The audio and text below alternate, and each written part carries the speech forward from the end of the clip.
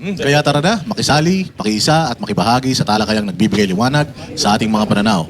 Ipakita ang inyong opinyon, magtanong at maging bahagi ng pambansang diskurso. Ito ang Vox Populi, ang boses ng bayan. Magandang gabi mga kababayan, magandang gabi Banateros Worldwide. Mapapanood tayo ng live sa Vox Populi YouTube channel at Facebook pages. Siyempre sa mga Facebook pages ng Banateros, na-share din po yung Vox Populi.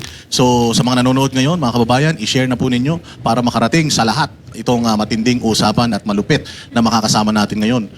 Poging-pogi, batang version ng napakagaling na clan ng mga Panelo. Siyempre, si Attorney Salvador Panelo, Paulo Panelo Jr., ang legal counsel ni Vice President Sara Duterte. Magandang gabi, Magandang Attorney. gabi, Boss Dada. Magandang gabi sa mga Banateros at sa lahat ng nanonood ng programa nyo. Attorney, kaklaruhin lang namin abogado ka ni Sara Duterte or Vice President Sara Duterte dito lang po sa kaso kay Madriaga? Opo, para dito sa perjury complaint versus Madriaga at saka sa mga susunod pang kakasuhan kung aabot tayo doon. Siyempre, bago tayo mag-dig in dito sa issue na ito, kami po nakikita namin na dati naman po si Pangulong Vice President Sara Duterte hindi siya masyadong sumasagot sa mga issues. At nasabi rin niya doon sa nakaraang interview ni Banat Bay tsaka ang inyong lingkod sa Tapang at Malasakit. Sinabi niya na ayaw niyang matulad kay Pangulong Duterte. Kasi si Pangulong Duterte, yung mga nag-aakusa sa kanya noon, yun din yung mga ginagamit sa kanya ngayon sa ICC. Ano pong opinion niyo tungkol doon? Tama po ba ito or hindi lang po ba ito yung una at huli na mga kakasuhan ni Inday Sara sa mga naninira sa kanya? Tama po yun. Nung una po kaming nag-ugnayan ni VP Sara, yun ang bili niya po sa akin na hindi na po pwede na gawa-gawang mga witness katulad ni Madriaga, hindi na pwede yung mag-iimbento ng kwento. Kasi lalo na ngayon na kunyari ginamit sa impeachment na napakahalagang proseso, ang pwedeng mangyari dito kapag kasi nakyento ng mga politiko, kagaya ng nangyayari ngayon, is mawawalan ng vice presidente na duly elected ng tao. So masyado nang mabigat yung consequence, hindi na pwedeng hayaan na lamang.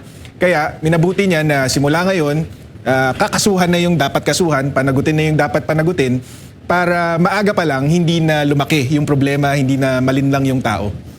Attorney, kinasuhan niyo po ng perjury, tama po? Ang tanong ng taong bayan, bakit perjury at bakit hindi cyber libel? Yung perjury, yun ang rekomendasyon natin kay VP Sara kasi yung sa cyber libel kasi or libel, kailangan merong element yun ng publication. Kunyari, hindi naman natin mapatunayan kunyari na si Madriaga pinublish na yung affidavit niya. Malamang dyan ang abogado niya or sino mang tao sa likod niya, yun ang nag-publish nun. Kaya ayaw na nating isipin yung technicality na yun. Kaya nag-focus tayo sa perjury. Ang perjury lang naman, kailangan lang natin patunayan na sa isang sworn statement, katulad ng affidavit niya, nagsinungaling siya. At yun, madali nating mapapatunayan yun. So, pagkatapos ng perjury na yon, ano yung magiging kakahantungan nito? Ito ba maaaring gamitin bilang defense sa impeachment? O ito ay para lang patunayan sa tao na itong tao na to nagsinungaling? Hindi kami umaasa kasi, alam mo, matagal lang mga kaso dito. So hindi naman kami umaasa na kahit magsimula man lang yung trial sa korte para dito sa perjury complaint bago magsimula yung impeachment trial kunyari sa Senado. Wala naman kaming ganong ilusyon na matatapos agad.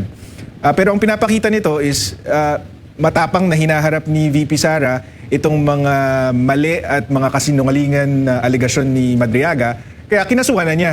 Kasi sa impeachment, wala namang consequence kay Madriaga pag mapatunayang nagsisinungaling siya pero dito sa perjury, kapag napatunayan nagsisinungaling siya, kulong siya. Or mananatili siya sa kulungan kasi nakakulong siya sa kasalukuyan. Tapos pinapakita din natin sa mga kalaban ni VP Sara na tapos na yung mga araw na hinahayaan na lang ni VP Sara yung mga naninira sa kanya at sa pamilya niya. So hindi na siya papayag na ganun. Speaking of naninira, ano po bang kahit paano buod nung inyong pagsampa ng perjury?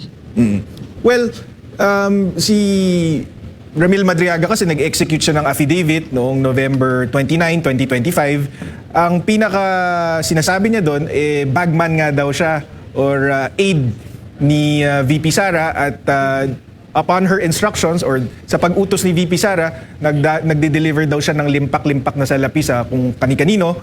Tapos sabi niya na meron siyang suggestion doon na confidential funds ang gamit. So wala pong katotohanan yon. hindi nga po kilala ni VP Sara si Madriaga. So minabuti niya na pong mag-file ng kaso ng perjury para patotohanan na walang katotohanan yung mga sinasabi niya. At nabanggit ko na to before, yung pag-file kasi ng criminal action sa city prosecutor yan ipa-file. Ang city prosecutor nasa ilalim yan ng DOJ. Ang DOJ nasa ilalim ng Malacanang. So alam na namin na dahil kalaban, pwedeng utusan na i-dismiss nyo yan. E di mapapahiya si VP Sara. May isip ng tao ngayon na totoo pala yung sinasabi ni Madriaga. So minabuti namin, umabot ng 340 pages yung aming complaint affidavit dahil gusto namin airtight yung complaint. Yung bukod doon sa testimonya ni VP Sara, dinagdagan pa namin ng 7 affidavits ng witnesses, supporting witnesses.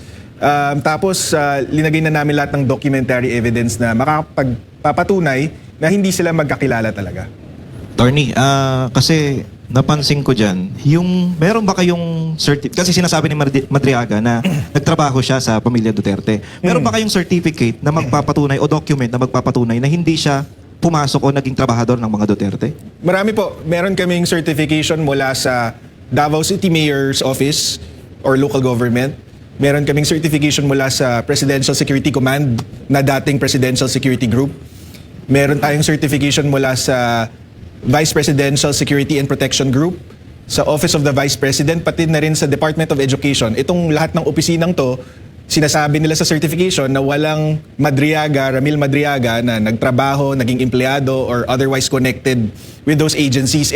Dun sa kwento nyo kasi, kung totoo yung kwento niya, naging empleyado siya or naging konektado siya sa mga opisina na yun. Pero pinapatunayan ng mga certification na hindi totoo yun. Meron pa kasing attorney, yung picture, di ba? Halatang supply na yun. Pero meron pa silang binabato, lalo na itong pinapakalat ng mga vloggers na yung pagbati ni VP Sara kay Madriaga. Yung birthday greeting.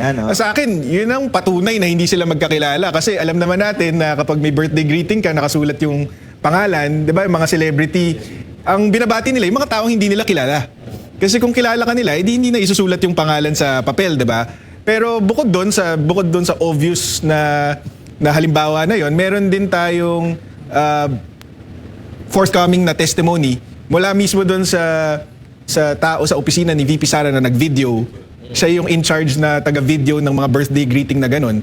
Papatunayan niya na si VP Sara ginagawa lang yun para sa mga taong hindi niya kilala. Request lang ng mga kaibigan at mga kaopisina. Nung nakaraan nag-birthday ako nung nakaraan Nag-request din ako kay VP ng greeting. Dumaan yun sa tamang proseso Meron talagang parang isang grupo diyan sa within Office of the Vice President na nag-aasikaso nun. So hindi siya para sabihin na close kaming dalawa kaya niya ako binati. So definitely may request yan. Opo. Binigyan ko lang ng konting sundot yung sinabi ni Attorney. Pero ba't pag ini-interview mo, parang si VP Sara close na close kayo? Hindi, close na kami. Pero ganun yung mata mo pag pero sigurado ako, hindi niya alam kung kailan ang birthday ko. Sigurado ako, hindi niya alam kailan ang birthday ko. Attorney, nabanggit nyo, madaling patunayan tong perjury. Actually, parang sinabi nyo nga, ito yung hulog pa ng langit para doon sa impeachment. Sinabi nyo, mali yung pangalan, even yung pangalan, mali. Ano bang ginamit ng pangalan at doon sa affidavit na mali? Yung pangalan kasi talaga ni Ramil Madriaga is Ramil Lagonoy Madriaga. Nandun yun sa kaso niya. Nabanggit ko na ito before na hindi yung pagkakulong ngayon ni Madriaga for kidnapping for ransom, hindi ito yung unang pagkakataon. Nakulong na siya noong 1997 for kidnapping for ransom din, pero na-acquit lang siya sa Supreme Court. So malinaw na ang pangalan niya doon, Lagonoy, Lagonoy. Pero doon sa affidavit niya, Lagunoy ang ginamit niya. Hindi kaya typo lang? Dalawang beses niya inulit. Pero ang amin lang is, ganun ka haphazard ang paggawa nitong affidavit na to, na pati yung pangalan mo, nagkamali ka pa. Nabanggit nyo yung most wanted. Ito. Ang 5, nabanggit pa nga ng police before na nadinig ko sa interview nyo, itong si Madriaga sa kidnapping. So, bakit ito pa ang gagamitin considering na sobrang napaka-imposible naman na gamitin ito ni VP Sara? Hindi ko alam, ganun sila kadesperado. Tingin ko kasi wala talaga silang mahanap Wala silang mahanap na tao na makakapagdiin kay VP Sara. So, kumuha na lang sila ng willing to do it, 'di ba? Yung gustong gumawa, may rason para gawin. Ang nakikita nating rason dito, malinaw naman, meron kaming presenta na text message mula kay Ramil Madriaga papunta kay Lieutenant Colonel Dennis Nolasco na inaanyayahan niya na kumbaga bumaliktad itong si Nolasco at kesyo sabihin niya na lang daw na yung confidential funds binigay ni Nolasco kay Madriaga, siya na daw ang magpapaliwanag para daw hindi makulong si Nolasco kasi siya daw magiging state witness daw siya. Mukhang makakalaya siya kaya niya ginagawa to. May kapalit na kalayaan tong testimony niya. Tony, about this, itong kumakalat din na parang text messages na conversation between Madriaga ata ito and VP Sara Duterte. So ano masasabi niyo dito? Is this legit ba to o gawa-gawa lang? Kasi pwede natin gawin to eh. Kahit ako pwede kong gawin na gawa-gawa ng pangalan eh. Wala pa naman akong nakikitang any text messages na kumakalat between VP Sara and Madriaga.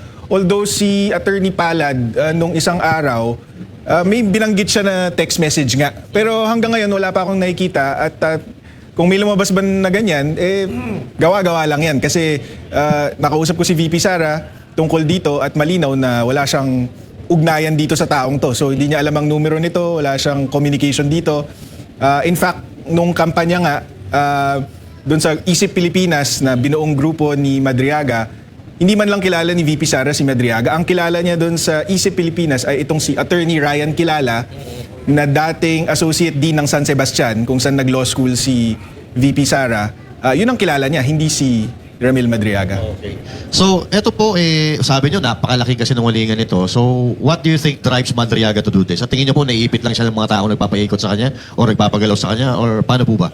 Maaring yun kasi yun ang napakita ng text message na pinadala niya kay Nolasco. May binanggit pa nga siya doon na parang sinasuggest niya doon sa text message na paandar daw nito ng Administrasyong Marcos. Kasi doon sa text na yon, bandang dulo, sabi niya, galit na galit si BBM kay VP Sara, hindi lang pinapahalata. So, pwedeng yun.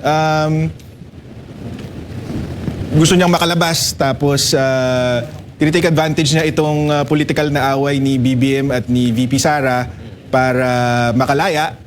Pwede rin namang napakasinungaling lang talaga niya kasi like before ako pumunta dito may nakita akong bagong video na nagtuturo si Ramil Madriaga sa isang klase tapos yung background nakalagay Attorney Ramil Madriaga hindi naman siya attorney. In fact doon sa affidavit niya mismo inamin niya na hindi siya pumasa ng bar. So mukhang sinungaling lang talaga siyang tao. Mukhang con artist talaga siya. Kaya ganito yung kinalabasan. Alright. Ano naman ako? Ito, para once and for all. Kilala mo ba kung sino yung amo niyan? Hindi eh. Ako Hindi kilala, ko- ako parang kilala ko eh. Sino? Ikaw na magsabi. Ako lang, baka makakasuha na naman. Makakasuha na naman ako. Pero ano yung motibo niya talaga? Para makalayas ako, ganun yung... Mukhang ganun ang lumalabas kasi nakakulong na siya eh. Ano pa bang hihilingin mo, 'di ba, kundi makalaya. Yung mga handlers, meron tayong mga iba't ibang teorya pero sabi ko nga para sa amin, parang may involvement dito si former Senator Trillanes kasi Ay, oo, naniniwala ako doon. yung affidavit ni Madriaga, parang mga lumang kwento ni Trillanes to eh na hindi napatunayan, yung magnetic lifters versus Manscarpio and others, yung nakatanggap daw yung pamilya Duterte ng drug money at saka ng pogo money. Tapos syempre itong confidential funds dinagdagan. So puro kwentong Trillanes. So posibleng siya ang nasa likod nito. So, ano yun, di ba? Alam naman natin na sinuwalit ng hayop na magkuyagan na to. So, alam naman natin din sa mananalo, anong kaparusahan pag napatunayan ang nagsisinungaling siya? Ay, Huwag ko masampalin yun sa kulungan. Ibig sabihin nun, magkikita kayo dun. Hindi naman. Hindi naman. Pero, lugi, no? Lugi kayo, no? Kasi actually nothing to lose siya. Ayan, Kung nothing to lose tutuusin, kasi nakakulong na siya. Pag napatunayang nag-commit siya ng perjury, di dagdag lang sa kulong, baka yun ang kasama sa pag-iisip niya na gawin ko na to kasi pag nanalo ako, pag napatalsik namin si VP Sara, makakalaya ako. Pag hindi naman, nakakulong na rin Ako, ako. lugi naman talaga sa mananalo. Binayi na lang, no? Makabawi naman lang kami yung store ko niya sa buhay natin, no? Pero sa amin nga, sabi nga ni Coach na para sa amin kasi hulog ng langit eh. Hindi naman namin pinaplano na medyo natagalan yung pag-file namin ng perjury complaint. Ba't ko sinasabing hulog ng langit? Kasi alam naman namin kasinungalingan siya, wala siyang kwenta. Pero dahil hindi sinasagot ng diretsahan, parang isang beses lang ata dininay ni VP Sara tapos tumahimik na siya, siguro naglakas loob tong mga impeachment complainant. Sinama tuloy nila dun sa impeachment complaint. So habang prepare namin yung perjury complaint, tapos nababalitaan namin sinasama, medyo nagre-rejoice kami kasi, loko, mapapatunayan namin na puro politika lang talagang habol nyo kasi itong Madriaga, kung finact check nyo to, binackground check nyo to, malalaman nyo na walang katotohanan ng sinasabi nito. Attorney, may mga nagsasabi nga, mapatungkol dito kay Madriaga, na halos kaparehas nung nangyari kay Espinosa at kay De Lima, na halos ginamit laban sa mga Duterte, tapos pinalaya. Ano pong makukomento niyo, Attorney? Sana hindi na tayo umabot doon. Kasi ang patutunguhan natin dito is kung hindi ma-impeach si VP Sara, magiging Pangulo to ng Pilipinas. So, syempre, hindi papayagan ni VP Sara na makalabas ng kulungan tong ganitong klaseng tao. So, sana hindi na tayo umabot doon. Yun yung mga nakikita po ng mga netizen na kasi yung kay Espinosa, pinalaya, tapos ginawang witness laban kay Pangulong Duterte, tapos pinalaya. Ganon din si De Lima. So ganito, halos ganito din ang senaryo ni Madriaga. Tapos yung mga binibitawang statement din nung dalawa ni Espinosa at kay Madriaga, halos parang magkakatugma-tugma lang din. Pero sana hindi mangyari yun talaga, no? Kasi bukod sa mali yun, napaka-dangerous nitong taong to. Kasi PNP na mismong nagsabi na itong si Ramil Madriaga, leader siya ng Madriaga Kidnapping for Ransom Group, na tinaguri ang one of the most dangerous criminal syndicates in recent history. So, sana hindi mapalabas yung mga ganitong klaseng tao. Gaano po kalakas ang ebidensya ng isang katulad yan? Si Madriaga, isa ng may tuturing na kriminal. At katulad din yan, nila Espinosa, nila De Lima. So, gaano po kalakas at kahina yung mga ebidensya nila na ibinabato laban kay Vice President Sara Duterte? Umpisahan natin sa credibility, di ba? Ito, sa isang banda, meron kang kidnapper for ransom, leader ng kidnapping for ransom group, top 5 most wanted in the Philippines for kidnapping bago siya na-aresto. Tapos pangalawang pagkakulong niya na ito. Versus yung ikalawang Pangulo ng Pilipinas na walang bahid ng korupsyon, walang bahid ng krimen, maliban din sa gawa-gawa na lang na binabato sa kanya ngayon. Ang sumusuporta sa testimony niya, 7 tao na hindi rin matatawaran ng integridad. So una dyan si Major General Jose Ariel Niembra, dating PSG commander. Pangalawa si Brigadier General Randolph Cabangbang, dati ding PSG commander. Pangatlo dyan ay si VSPG Commander Colonel Raymond Lachica. Yung dating OVP spokesperson at dating acting PCGG chairman, si Attorney Reynold Monsayak. Si Lieutenant Colonel Dennis Nolasco, na dating Department of Education Security Officer, at si Miss Ana Magnaye, na isang events organizer based in Davao. So, kung i-compare mo lang yung credibility, wasak na wasak si Madriaga, diba? At also din, kahit yung numero, kasi itong 7 to plus VP Sara, kino-corroborate nila yung mga testimonya nila eh. Pero si Madriaga, so far, mag-isa. At mukhang walang nagko-corroborate sa testimonya niya kahit isang tao. May narinig tayo kay Attorney Palad na suddenly, last week lang, sabi niya, yung mga kasama niya daw sa kidnapping for ransom, kaya daw suportahan yung testimonya ni Madriaga. So gano'n na naman tayo. Balik na naman tayo dun sa walang kredibilidad na mga tao ang nagbabato ng putik kay VP Sara. Paliwanag lang natin, Attorney, gaano ka-importante ang credibility ng isang tao para sa kanyang demanda? Kasi sinasabi ng iba, wala namang kinaugnayan yung issue ng kidnapping niya na nakakulong siya doon sa sinasabi niya pagdating sa pag-deliver ng pera. Parang sinasabi pa nga nila may criminal record na to. Ibig sabihin, masamang tao to. So therefore, mag-a-agree siya doon sa pinapagawa ni VP Sara Duterte na crime, like giving money na galing sa Pogo. So, hindi ba yun mas nakakatulong o paano nakakasama yun? Well, kung may criminal record ka, tapos ginagamit ka nga para sa masama, di ba? Nakuha ko yung punto mo eh. Pero ang problema kasi, bukod dun sa salita niya, wala siyang ibang ebidensya. So, kapag salita mo lang ang pruweba mo, kailangan credible ka.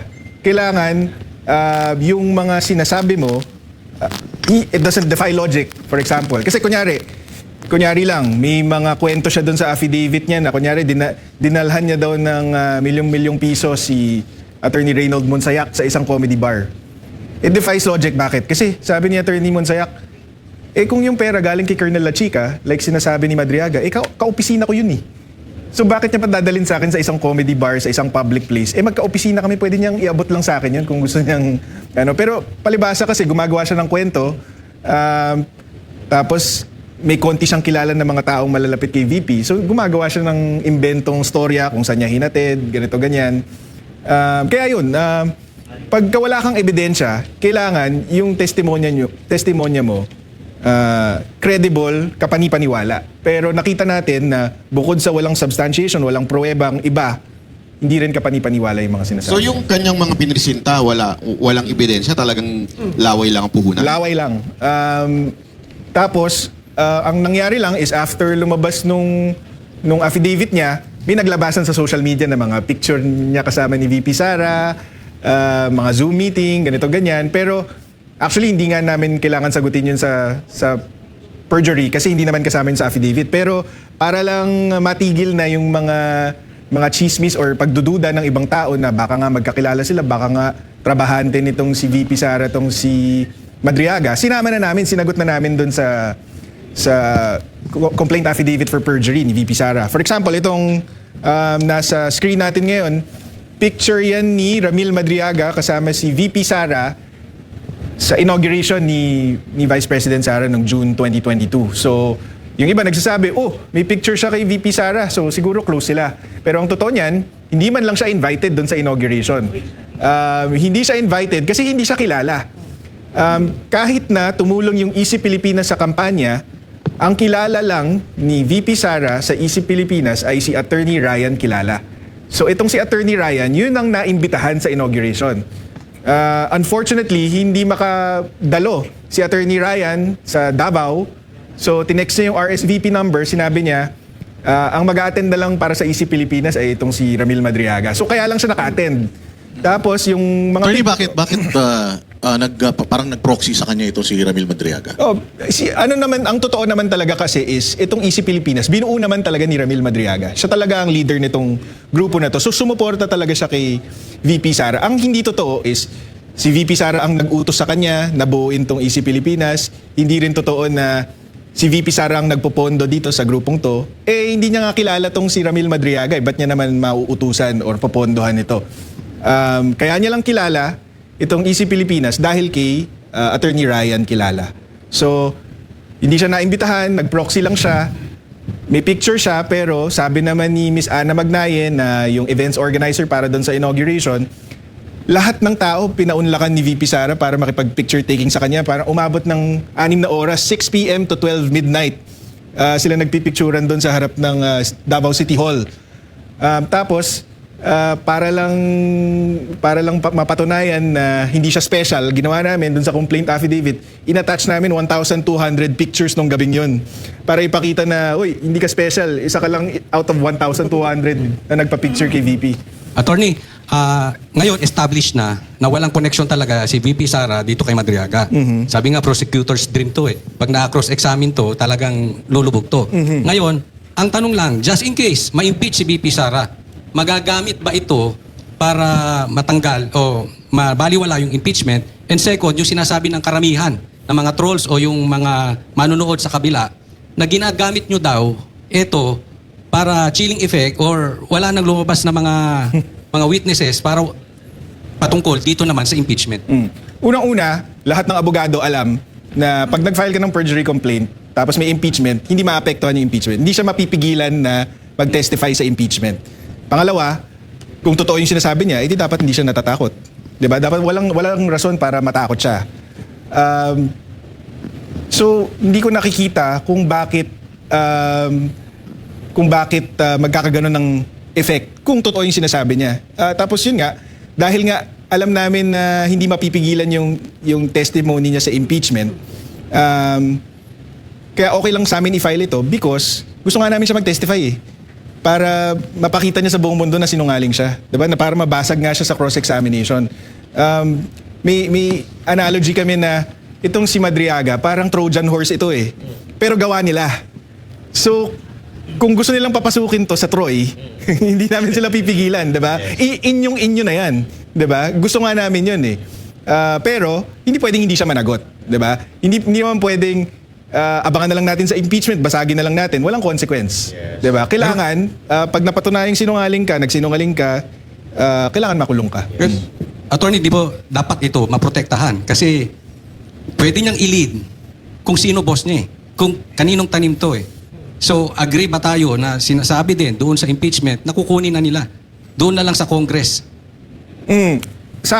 Para sa akin, okay sa akin yun. Kung ano ang makaka-ensure na ligtas siya, na buhay siya, na makakapag-testify siya, okay sa akin yun. Kasi gusto natin malaman kung sino ang nasa likod niya. Gusto natin aminin niya na gawa-gawa lang yung testimonya niya laban kay VP Sara. Tapos kung titindigan niya yung testimonya niya, edi gusto natin yun para mabasag siya on cross-examination. Mahubaran yung mga politiko, mga kongresista na nagtutulak na to na politically motivated lang talaga. Hindi ebidensya, hindi pananagutan ng habol nila. Yes. Kabaliktaran, no? Kabaliktaran pala ito ng propaganda nila na hinaharas daw siya sa kulungan. Tapos kamakailan lang, merong balita rin coming from yung lawyer niya na billions daw ang ino-offer para manahimik siya. Anong komento niyo dyan? Hindi, gusto nga namin siyang kumanta eh. Sabi ko nga, we don't want him silence, we want him singing like it's videoke night. Kasi yung mga sinungaling sa bibig na uhuli yan eh. So, sige lang, diba? Mag-testify ka. Wala namang pumipigil sa'yo, di ka namin pipigilan. Gusto ka namin mag-testify. Nag-start daw yung paglabas ng kanyang testimonya. November 2025, tama? Ano sa tingin mo yung timing nito? November, bakit bigla siyang lumabas? Paano siya lumabas? Ang pinaka-analysis namin dito is talagang hinahabol yung impeachment. Kasi ang kakulangan nung unang round of impeachment last year is hindi nila mapatunayan kung saan pumupunta yung confidential funds. Kaya iniisip namin, inimbento nilang tong si Madriaga para ngayon meron na silang witness na makapagsasabi na yung confidential funds ng OVP at ng DepEd, dito napunta yan. Si Madriaga ang nag-deliver kung kani-kanino. So, yun ang tingin kong nangyari dito. Hinabol nila tong impeachment, hinabol nila si Madriaga para mabuo yung butas dun sa ebidensya nila. Attorney, no, ang pagkakaalam natin itong mga nagsusulong nitong impeachment, gusto makasuhan si VP Sara Duterte, ay meron din yung iba dyan eh. May kinakaharap din ng mga kasalanan sa batas eh. Especially si Madriaga, no. Naalala ko lang yung isang legal maxims na he who comes to court must come with clean hands. Is it applicable ba in case of Madriaga? Hindi naman siya applicable per se. Ang mas applicable dito para sa akin yung falses in uno, falses in omnibus. False in one, false in all. Bakit? Kasi yung background ni Madriaga na sinasabi niya sa affidavit niya, nagtrabaho daw siya sa Presidential Security Group, nagturo daw siya doon, siya daw yung bumuo ng VP-SPG ni VP Sara. Yung mga allegation na yon, kailangan niyang maging totoo yun eh, para maging credible na insider siya, para maging credible na pinagkakatiwalaan siya ni VP Sara para gawin tong pag-deliver di umano ng pera. Pero napatunayan natin yung mga magigiting na former PSG commanders natin, matapang na sinabi na wala kaming kilalang Madriaga, never namin naka-enkwentro yan sa PSG. Nalaman lang namin na buhay siya nung lumabas itong Madriaga affidavit. And even kahit na sabihin na hindi namin siya nakilala or nakita, hindi rin siya qualified. Kasi dahil nga sa criminal history niya. So ang paliwanag nga ni Brigadier General Cabangbang, pag nagsiscreen nga sila ng mga bisita ng Pangulo, pag nakita nilang may criminal record, di nga nila papalapitin eh. So paano naman magiging qualified dito na magtrabaho para kay PRRD, for example? Kung kahit nga picture or meeting, hindi nila papayagan. Yun.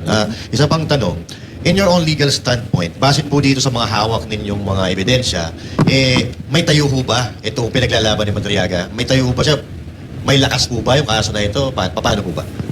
Yung kaso namin sa kanya malakas. Sigurado yun. yung sinasabi niya kay VP Sara, walang basihan.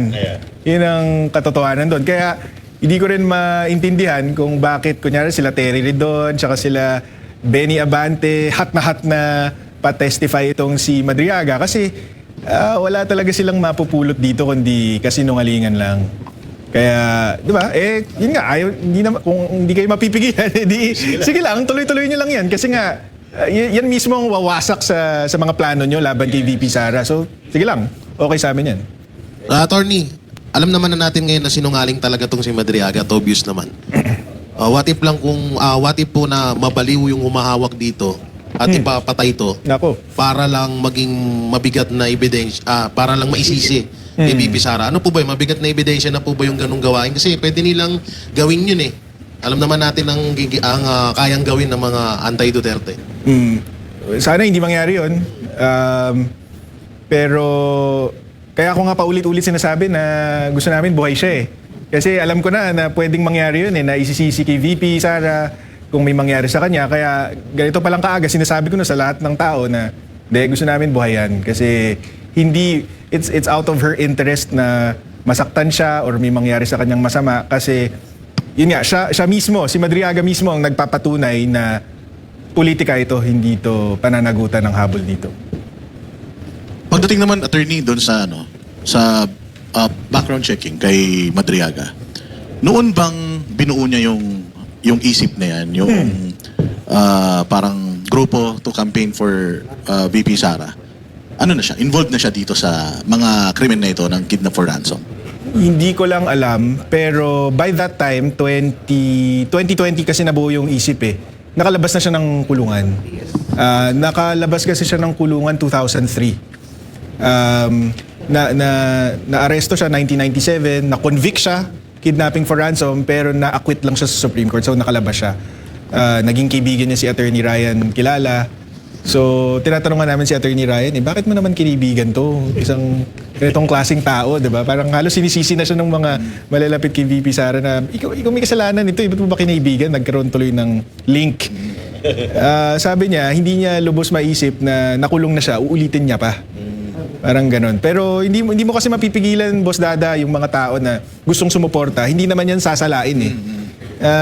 Kasi independent support group nga yan eh. Hindi naman yan Hindi lang isa yan. ng... Napakarami yan. Hindi lang isa yan. Napakarami. In fact, doon sa inauguration, yung EC Pilipinas, isa lang yan sa 50 campaign support group na naimbitahan sa inauguration. So, and yet, hindi pa si Madriaga mismo yung naimbita. Si Ryan Kilala pa yung naimbita. So, yun nagpapatunay talaga na wala silang relasyon. So, nung siya ay nakulong, nitong... kailan siya huling nakulong? 2023. Yung hinuli siya ng kapulisan natin. Considering na konektado siya sa isang parallel group na tumutulong kay VP Sara, natanong niyo ba si VP Sara or yung campaign team niya or yung grupo niya, ano yung naramdaman nila nung nagkaroon sila ng isang supporter na konektado sa ganito? Hindi, bago lang kasi ako bagong katrabaho ko lang kasi si VP Sara, so hindi ko siya natanong nung pumutok yung issue. Pero hindi niya kasi talaga kilala tong si Ramil Madriaga. Ang kwento nga dyan ay, and I think nasa affidavit din to ni Attorney Ryan Kilala, nung pumutok yung issue, dahil nga binanggit yung EC Pilipinas, tinawagan pa ni VP Sara si Attorney Ryan na, sino ba to? EC Pilipinas daw, di ba grupo mo yon? So doon lang pinaalala ni Ryan Kilala na itong si Ramil Madriaga ang leader na itong ISIP. Dati na siyang nakulong for kidnapping for ransom, kaya ako siya nakilala because actually yung San Sebastian Legal Aid ang nag-abogado para dito sa kay Madriaga, kaya siya nakalabas ng kulungan. Na-acquit siya dahil sa efforts ng San Sebastian Legal Aid, tapos naging kaibigan niya, tapos yun nga eventually naging tagahanga ni VP, bumuo ng campaign support group. So itong si Attorney Ryan, obviously nagsisisi siya. Nagsisisi siya na nakipagkaibigan siya dito, nagsisisi siya na pinagkatiwalaan niya tong taong to at na-connect niya kay VP Sara ng hindi sinasadya. Kasama siya sa mga nag-testify Yes. for VP Sara. Of course, Hindi kilala ni VP Sara to. And katulad din sinabi mo kanina, walang testigo si Madriaga para patunayan naman lahat ng mga akusasyon niya kay Wala VP pa. Sara. Pero I'm sure may susulpot dyan na baka puro mga preso din. Kasi nakita ko din yung nakita ko din yung kanyang affidavit, attorney. Parang sa dulo, parang open-ended siya eh. Sinasabi niya na meron pa siyang idadagdag na mga na testimonya. Pero kami din, yung 7 witnesses na yan, panguna lang yan. Pagka naglabas siya ng panibagong kasinungalingan, magdadagdag din kami ng sarili namin. Attorney, hindi ba malayo sinabi na overwhelming nga yung ebidensya? So, napakalayo na sa katotohanan. Tapos prinisinta pa ng congressman for impeachment. Hindi ba pwedeng makasuhan yon? Mas mahirap yun na i-pursue yung kaso na yun versus mga congressman. Pero ang gusto natin mangyari dito is makita ng tao. Kung hindi pa obvious noon, di ba? Hindi pa obvious noon na politika ito, mas lalo na ngayon. Kasi itong si Madriaga nga walang katotohanan ng sinasabi. Dahil sobra-sobra yung ebidensya, nagawa-gawa lang, posibleng konektado yung tao na nagpresenta, di ba? So, bakit hindi natin pwedeng panagutin yun? Pwede nating kasuhan, pero ako sa standard ko, ayokong nagsasayang ng oras. Pag tingin kong wala akong smoking gun, hindi ko i-pursue yan kasi magsasayangan lang tayo ng oras eh. Siguro pag may lumabas na talagang matibay na ebidensya na itong mga to nagmi-meeting, talagang sila yung nag-provide ng storya dito sa taong to, or kung si Madriaga mismo ang umamin, Hindi kasi di ba yung nabanggit nyo, ito yung nilalako ni Trillanes. So yun, medyo malaking ebidensya na ito na konektado dito. Possible si Trillanes. Like, lahat tayo dito, nag-uusap tayo, lahat tayo naniniwala na nasa likod, isa sa mga nasa likod nito si former Senator Trillanes. Pero yung standard kasi ng batas natin sa criminal cases, mabigat proof beyond reasonable doubt sa korte. Bago ka umakyat sa korte, pinalitan na nila yung standard, pinaakyat pa nila to reasonable certainty of conviction. So, para lang ma-hurdle mo yun, kailangan talaga meron kang solidong ebidensya. May napanood po ako, yung abogado ata ito ni Madriaga, regarding dito sa 1 billion na suhol para umatras si Madriaga. And after that, may nangyari na parang gustong patayin nata si Madriaga at may napanood din ako na vlogger na parang ikinoconnect niya ito sa mga Duterte. Pwede ba yun? Wala naman sila sa pangyarihan. Di ba, pwede naman nila sabihin kung anong gusto nilang sabihin, di ba? Pwede naman silang mag-imbento pa ng kwento. Pero sa akin kasi, it doesn't make sense eh. Kasi nga, di ba, kagaya nga ng sabi ko, gusto namin siya mag-testify eh. So bakit naman susuhulan para hindi mag-testify? Or bakit naman sasaktan para pigilan mag-testify? Gusto nga namin yun, di ba? May tanong ako. Alam naman natin lahat na kasinungalingan yung nagkakagawa ng animal na yun. Nakakalam, bakit ano man awag nila? Bakit binibigyan ng importansya ng gobyerno natin ng kriminal na to? Ano meron? Kasi nga, sa akin, desperado na sila. Wala na silang ibang magamit na ebidensya o testigo. Nani ako may picture ako kasama ko sa Mansara. Kung gumawa ako ng kwento na nagpiling ko ako ng pera kayo Sara. Maniniwala ka ba? Hindi. Ano ba? Sinungaling si Madriaga sampan-sampan yun Nagkikigil ako. Pero ito na lang, Tony. Nakakalungkot na ako kasi napansin naman natin lahat na ang gobyerno kumakampi sa kriminal. Samantalang yung 18 Marines. Di ba? Ano man ang ibig ko sabihin na Tony? Yun ang masakit doon kasi tingnan mo itong si Madriaga. Nag-execute siya ng affidavit noong November 29, 2025. Tapos, wala man lang kahit anong investigasyon. Di siya pinatawag ng NBI, di siya sinuri, di siya pinatutsadahan sa media. Tapos sinama na agad sa impeachment complaint. Tapos ngayon ipapatawag na bilang testigo sa House Justice Committee. Pero itong 18 Marines, imbis na tulungan, sila pa ngayon ang iniimbestigahan, diba? Pero kung ginawa nila yun kay Madriaga, di din nalaman na nila agad na hindi totoo yung mga pinagsasabi niya. Yun ang malaking double standard at sinabi nga yan ni VP Sara sa isang statement. Pero, Attorney, buti ka ako na masabing congressman eh. Attorney, ano masabi mo sa mga congressman na akala ni Abante na ninakampihan ng criminal na to? Hindi lang yun, yung mga nagtutulak ng impeachment. Sa akin, siyempre may opinion tayo dyan, pero ang pinaka maganda is galing na mismo sa kasamahan nila. Diba si Congressman Toby Tiangco sinabi, kaya nila tinutulak ng impeachment dahil alam nila 1,000,000% di nila maareglo si VP Sara. Kaya nila tinutulak tong impeachment laban sa kanya. So yun, agree ako doon. Mukhang Diba, obvious naman sa atin yun, pero wala tayong pruweba, diba? Pero ito, kasamahan na mismo nila, matalik na kaibigan ni BBM, kapartido nila ang mismong nagsasabi na kaya nila tinutulak yung impeachment para ma-eliminate si VP Sara sa 2028 at para makaiwas sila sa pananagutan. Kasi, alam mo naman natin lahat na walang palaan ng mga hayop na eh. Bakit nagkakalit tayo ng oras sa mga to? Bakit? Hindi ko alam eh. Diba? Nakakaloko, no? Hindi ko rin alam eh. Ba't ba ako tinatanong mo? Alam mo- Dapat ang tanongin natin sila, diba? Ano bang Wala, punto pag nyo tinatanong ko, dyan? ninakasuhan ako eh. Diba?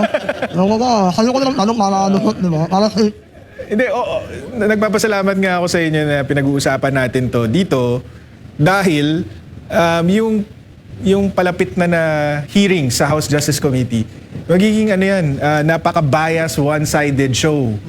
'Di ba? Kasi hindi pwedeng ang pwede lang magtanong sa mga witnesses diyan sa House Justice Committee niyan ay puro mga congressman. Eh nakita naman natin na doon sa huling hearings nila, doon sa sufficiency in substance, si Congressman Bongson Tay lang ang tumindig para kay VP Sara. So ngayon ang inaasahan natin itong susunod na mga hearings ng House Justice Committee, gugulpiin lang nila ng gugulpiin si VP Sara dito, tapos papahirapan nila yung mga witnesses para makuha nila yung gusto nila. So mabuti to na si Attorney Poa para sa impeachment, ako para dito sa perjury complaint, meron tayong mga palabas itong mga show na katulad ng sa Vox Populi na mapapaliwanag natin sa tao. Kasi pwede bang sila lang yung nagpapalabas ng narrative nila? 'Di ba? Hindi pwede, dapat malaman din ng tao kung ano yung side natin, kung ano yung totoo, para hindi sila maloko ng mga politiko. Attorney, may nabanggit kayo kanina na nagkiklaim siya ng turo ng attorney ang title niya. Tapos meron din dito sa iyong perjury case, sinasabi na nagpapanggap din siyang nagtuturo daw sa sa isang Sa PSG. school, sa PSG. Oo. So, ito honest question to Sa tingin mo ba may sintu-sintu ito? Hindi, yung totoong kasi parang ako, kung tinitingnan ko, parang siyang wala sa hulog. Yung taong, alam mo yung claim ng claim na ganito ko. Di ba may mga kaibigan tayong ganon, pretender? Sa tingin mo, baka naman may tama lang sa utak to?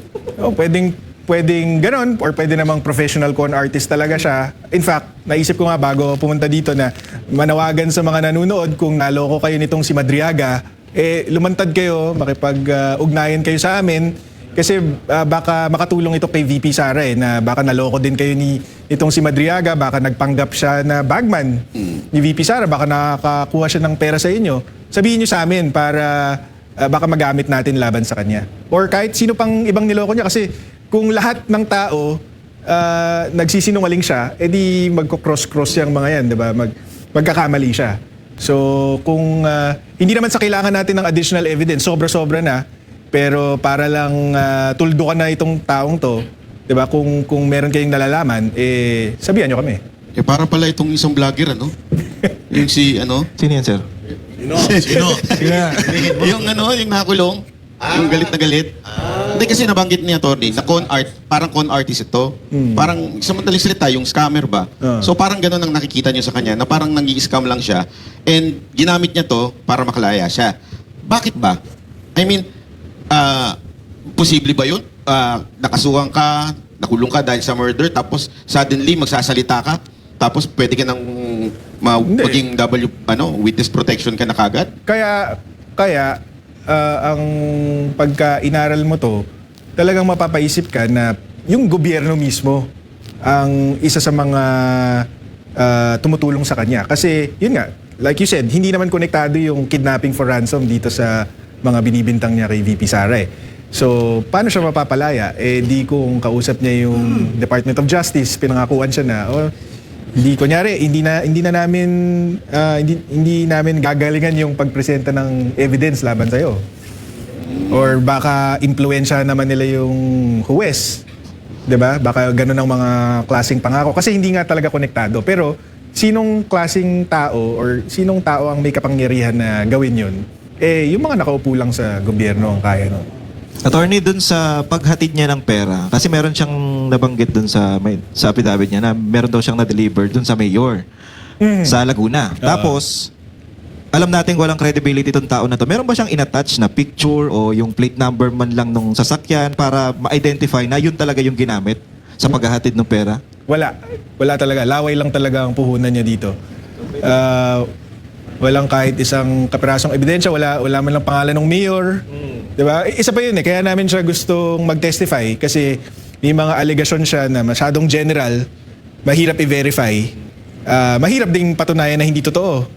Kasi kunyari magbibigay siya ng date, kunyari sometime in December 2022, 30 days yun eh. 'Di ba? So mahirap i-rule out 'yun na para masampal namin sa mukha niya na nagsisinungaling ka. Kaya gusto namin siya lumantad, ibigay mo sa amin yung date, ibigay mo sa amin yung specific location, ibigay mo sa amin yung specific na pangalan. Kasi pag binigay niya sa amin yun, alam namin na mapapasinungalingan namin siya. Meron pang meron pang isang sinabi siya na may nag-drive ng isang sasakyan na iniwan niya. Meron kayong sagot doon, no? Meron din ba kayong tawag dito certification? Meron. Yung sabi niya, meron daw white Vios na merong laman na 80 million na pinadeliver sa kanya ni Lieutenant Colonel Nolasco. Ang ginawa niya daw, iniwan niya daw yung sasakyan sa parking lot ng SM Mega Mall at a few days later daw, nakita niya na ang nagmamaneho nung same white Vios na yon ay si Ria Kilala, asawa ni Attorney Ryan Kilala. Pero imposible yun kasi hindi naman marunong magmaneho pala tong si Ria Kilala. Wala siyang lisensya, di siya marunong magmaneho. So meron tayong prinisenta doon na certification mula sa LTO licensing section na kahit kailanman hindi nagkaroon ng lisensya tong si Ria Kilala. Attorney, Itong si Madam Ria Kilala, talagang nag-testify siya or magte-testify din siya na hindi talaga ako nagmamaneho, hindi ako marunong magmaneho. Hindi na natin siya dinamay, hindi na natin siya ginalo. Ang magte-testify for her is si Attorney Ryan Kilala. Siya yung kumuha ng certification mula sa LTO. Hindi ba niya sinabi, attorney, yung sasakyan, di ba, 80 billion? Ano ba yun? Naka-envelope, naka-maleta, naka-paper bag? Hindi niya sinabi na kung paano niya sinakay sa kotse. Naka-duffel bag daw. Yun yung sinabi ng abogado. Hindi na maleta. Abogado ni Madriaga. Speaking of yung lawyer, sa dami nung inyong parang mga dinidebunk ninyo na mga claims niya, isa lang yung parang sinasagot ng abogado niya eh. Yung hindi naman niya kiniklaim na siya ay kumbaga parang listed as employee connected dito sa ganito. Yun lang yung sinasagot niya. But yung ibang mga sinasabi ninyo tungkol sa mga inconsistencies sa testimonya ni Madriaga, hindi niya sinasagot. But hindi lang siya ang nagsasabi niyan, pati si Congressman Terry Redon yan din ang sinasabi na kasi nung nag-file tayo, sinabi natin agad, meron kaming certification na hindi naging empleyado yan or konektado dito sa mga government offices nito. So, unang araw pa lang sabi ni Terry Redon, ano yan, confidential employee yan. Tapos, ito naman si Attorney Raymond Palad, sabi, never siya naging empleyado ng gobyerno kaya wala siyang record. Kasi ano siya, personal aid or alalay ng pamilya Duterte. Una-una, ngayon na lang yan. Kasi dun sa affidavit, sinabi niya, I worked in the following government offices. Kasama yung PSG. Sinabi niya, I was formally assigned in the PSG to teach this course and that course. So, tapos, sabi ni VP Sara, yung allegation mo na nag-provide ka ng security para sa akin, yung transport services, yung intelligence operations, pawang kawani ng gobyerno lang ang pwedeng gumawa niyan para sa akin eh. May mga government protocol na sinusundan para makapagsilbi ka ng ganong capacity para sa opisina ko. Yun nga, nakakuha tayo ng certification sa VP-SPG, OVP at DepEd na wala talagang ganong klaseng empleyado. Okay? So, one afterthought na lang. Ngayon na lang nila sinasabi yan na hindi siya empleyado ng gobyerno. Pangalawa, sabihin na nating personal aid ka or alalay ka, bakit kailangan mo ng imbitasyon para maka-attend ng inauguration ni VP Sara? Kasama ka pala sa staff niya. Bakit ka pa magpapaimbita? Diba?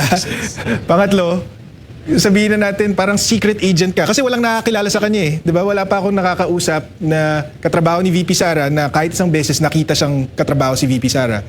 So, pagpalagayin na natin na parang secret agent siya, confidential. Bakit ka post ng picture ng amo mo? Intelligence gathering ka pala. Ba't mo pinapakita sa tao na may picture kayo ni VP Sara? Diba? It doesn't make sense.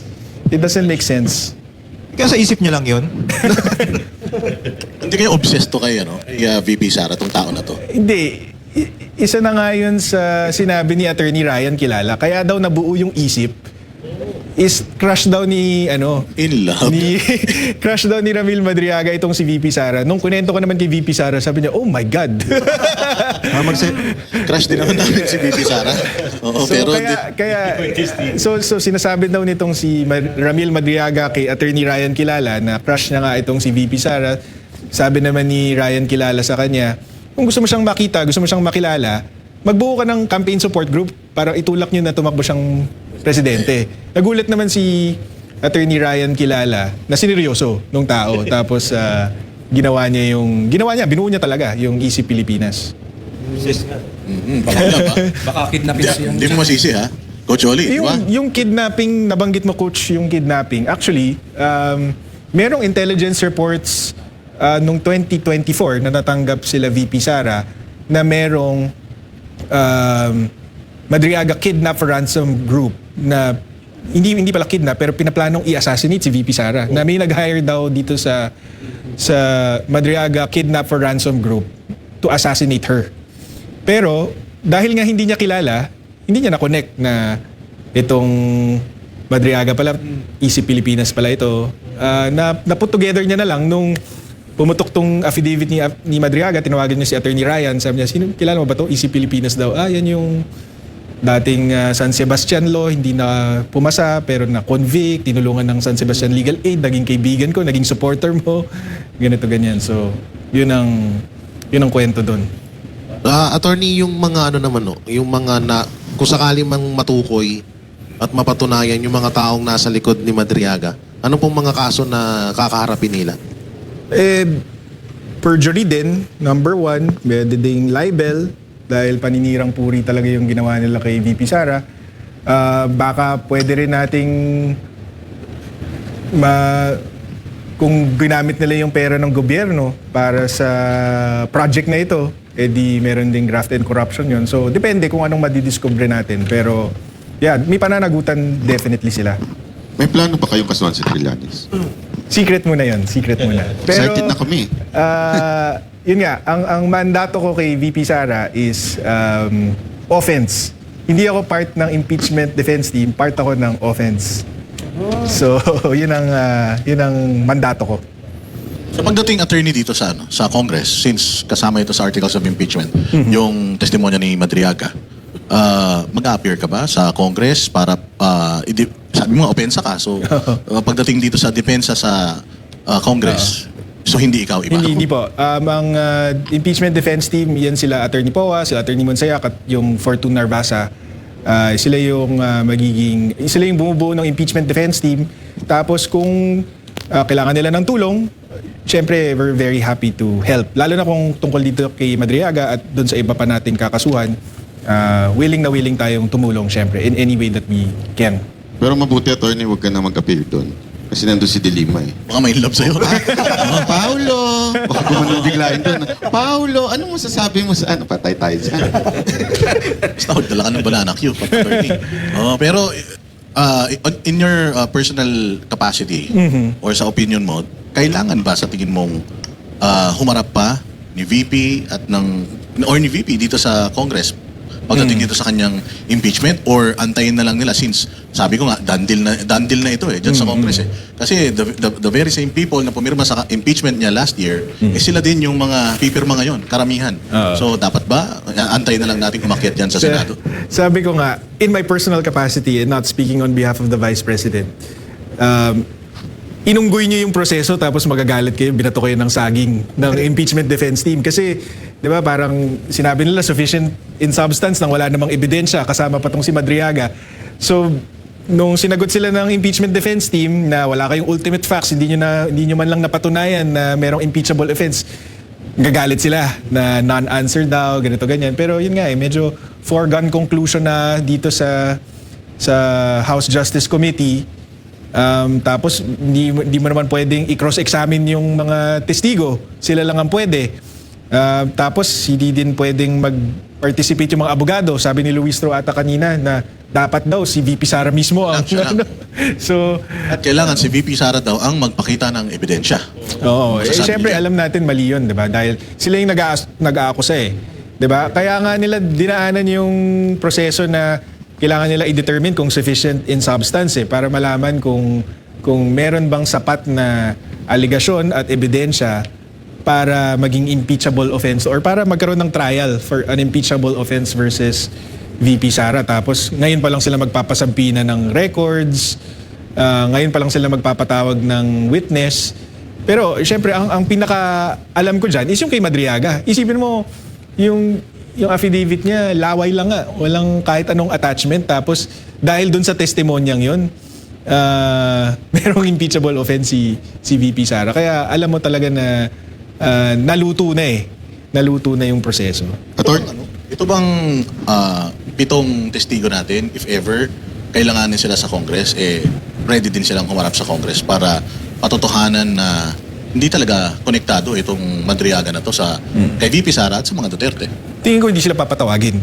kasi hindi yun ang gusto nila marinig eh.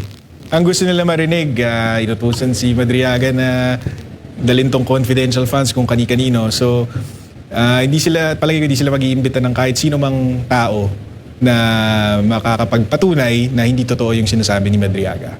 Pero kung papatawagin, definitely, willing sila mag-testify. Attorney, dito sa sinabi ni Madriaga na nagturo siya doon sa CSSP. Tapos dininay naman ito ni Lieutenant Colonel Nolasco ng PSG. Diba? Tapos, meron siya sinasabi na PSSPA member si hindi PSG member. Kasi Nakuhanan niyo po ba ng statement yung PSSPA? ganito po yan. Kasi ang sabi ni Madriaga, nagtuturo daw siya sa PSG, sa Presidential Security Group. At in fact, si PRRD daw mismo ang nag-assign sa kanya sa PSG para magturo ng tactical driving courses tsaka strategic transport courses. Pero pinasinungalingan niya ni Lieutenant Colonel Nolasco kasi ang sabi niya sa testimonya niya, hindi naman yan miyembro ng PSG eh. Ano yan, parang faculty member lang yan ng isang external service provider. Ang nangyari kasi dyan, yung PSG, meron silang programa na pag miyembro ka ng PSG, pa-retire ka na, gusto nila na yung mga opportunities mo after PSG, mas maganda. So, gusto nila na kumuha ka ng certificate courses para gumanda yung resume mo. So, ang ginawa nila, pumayag sila na yung mga PSG members, magsa-certificate course sila, tapos, pero sila yung magbabayad mismo, silang voluntary, sila magbabayad, pero para hindi na sila lalayo, dito na lang sa PSG. So, hindi siya official PSG activity. Yung training is provided by an external company. Doon nagtuturo si Madriaga. So, pinapalabas niya na nagturo siya sa PSG pero ang totoo is external na siya, hindi siya taga Hindi siya part PSG. ng PSG. Oo, tapos parte siya nitong company na PSSPA. Ang ginawa natin is pinakita natin na private company itong PSSPA, pinakita natin yung corporate papers niya. Tapos, hindi na tayo kumuha ng statement kasi doon sa Facebook page mismo ng PSSPA, doon sa pictures nila, yung photo album nila para doon sa course na tinuro sa PSG compound, nakalagay, Ramil Madriaga, faculty member ng PSSPA. So, yun ang nagpapatunay na hindi ka taga PSG at saka hindi ka inassign dyan ni PRRD para magturo dyan, kundi parte ka lang nitong PSSPA. Tapos si Lieutenant Colonel Nolasco kasi in 2021 naging commandant siya ng PSG Training School. Yun yung nagpro-provide ng in-house training for PSG members. Sinabi niya na lumapit daw tong si Madriaga sa kanya para mag-alok na pwede bang ako yung magtuturo ng tactical driving and strategic transport sa PSG. Tinanggihan to ni Lieutenant Colonel Nolasco kasi in-house subject matter experts ang nagtuturo nito. So hindi pwede si Madriaga magturo ng ganong klaseng course. So talagang parang siya, no? Medyo iba yung thinking niya, no? Siya mismo Scammer. nagpresenta na magtuturo. Hindi siya iniimbitahan. Hindi. So ito si Madriaga, hindi talaga siya organic member ng AFP or ng PNP ever. Hindi siya military, hindi siya police, Kahit reserve, hindi siya hindi. PSG. Reservist, hindi Pero din? yung mga pinapalabas niya sa affidavit niya, pang ganong klaseng, parang pang ganong klase, taga PSG, taga VP-SPG. Sinabi niya nga siya nga nagbuo ng VP-SPG. Mantakin mo yun, parang hindi ka military, hindi ka police, hindi ka man lang civilian member ng mga opisina ng PSG or VP-SPG. Pero sabi niya, siya ang pinagkatiwalaan na buuin yung security team ni VP Sara. Isang kriminal. Parang nag-hallucinate siya, no? Matindi yung sinasabi nito. Ibig sabihin, attorney, basura talaga ito. Kasi kung matatanda natin, binasura yung first impeachment ni VP Sara. Aha. Para sa tingin ko, parehas lang eh. Parehas lang yung ikinakaso, maliban lang din sa pagkakadagdag kay Madriaga, na basura din naman Basura sa din, oo. Yun nga, pero ang nadagdag kasi dito, kunyari, itutulak talaga nila to kahit may ebidensya o wala. Pero ang dinadagdag kasi dito, dati kasi may sinasabi sila, Mary Grace Piatos, kung ano-anong mga aliases. Alam naman natin na karaniwan yun sa intelligence community na gumamit ng alias. Kasi kundi ma-didiscover yung asset mo, edi patay yun, di ba? Ang dinadagdag ni Madriaga na testimonya is, dinala ko mismo yung pera dito sa taong ito. So yun yung wala noon eh. Noon parang, tignan mo yung mga resibo nyo, hindi naman totoong pangalan. So baka may kalokohan dito. Pero ito kasing si Madriaga, ang sinasabi niya, hindi, ako mismo yung nag-deliver. So yun yung nadagdag. Parang nagpapanggap na teacher pero recto lang pala. Sa recto lang galing yun. Attorney, meron siyang di ba? Meron siyang mga addresses na binibigay dito sa may bandang Fairview. Napuntahan niyo ba yan? Yung mga addresses na yan? Actually, napuntahan yung sa Novaliches, Jordan Novaliches, yeah, Plains. Jordan Plains. Sinabi niya kasi Santiago family sa Jordan Plains subdivision. Ang nakita namin is sa buong Jordan Plains na napakalaking lugar, 3 lang ang bahay na pagmamay-ari ng Santiago. Tapos lahat sila hindi siya kilala. Parang yung tapos di ba, yung isa, hindi nila kilala. Parang yung isa, hindi ko na maalala yung mga trabaho, parang fish vendor yung isa. Yung isa, nakalimutan ko na. Pero we did check that out. Tapos wala, it doesn't lead anywhere. Talagang nag-effort kayo na talagang Oo. nag-due diligence kayo Kasi para... sabi ko nga sa'yo, Boss Dada, ang kalaban mo dito, gobyerno diba? So, yun ang pinakaunang sinabi ko kay VP Sara, pwede tayong magkaso, pero kapag nautusan yung prosecutor or yung DOJ kunyari, baka mag-backfire to sa atin kahit na alam natin na may kasinungalingan tong si Madriaga. Dahil na-dismiss, baka isipin ng tao na, naku, totoo pala yung sinasabi nito. So, sabi ko, kung magpa-file tayo, dapat siguradong airtight, walang butas. So, pati yung Jordan Plain na sinuri namin yun kung meron bang patutunguhan yung mga ganong alegasyon. By the way, attorney, yung mga nanonood sa atin ngayon sa Vox Populi YouTube channel, nasa 4,000 plus yung nanonood sa atin. May nagtatanong si Roy Fona, ang tanong niya, yung statement ni Luistro or Congressman Luistro na kahit mag-resign si VP Sara, tutuloy pa rin daw nila yung impeachment. Yeah. Unang-una, tingin ko hindi siya magre-resign. Si VP Sara, and I'm not speaking as her lawyer or her spokesperson or anything like that. Ito, pananaw ko lang po ito. Napaka at peace ni VP Sara doon sa desisyon niyang tumakbo bilang Pangulo.